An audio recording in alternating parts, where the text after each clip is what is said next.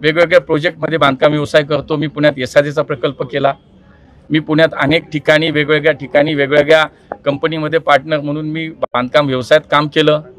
एका राजकारणी माणसाने व्यवसाय करू नये का, तर स्वच्छ व्यवसाय केला, तो कागदावर दाखवला, तो प्रतिज्ञापत्रामध्ये दाखवला। मला काय लपवायची आवश्यकता वाटत नाही। आता राहिला गोखलेंचा माझा विषय। गोखलेंबरोबर मी जे काय प्रतिज्ञापत्रामध्ये सादर केलेल्या 2 LLP होत्या, भागीदारीच्या फर्म होत्या, ती एक होती गोखले इस्टेट LLP, दुसरी होती गोखले फ्युचर LLP।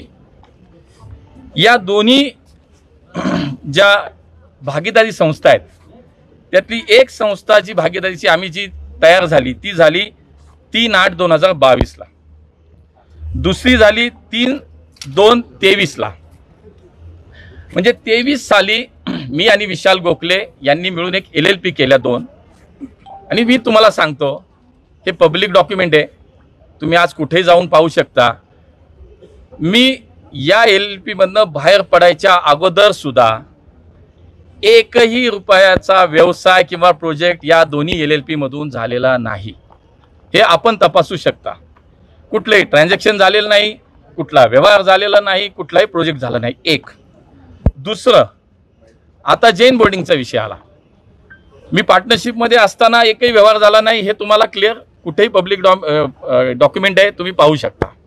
तुम्ही याचं मिनिस्ट्री ऑफ कॉर्पोरेट अफेअर्सच्या साईटवर जा, तिथे तुम्हाला पाहायला मिळेल।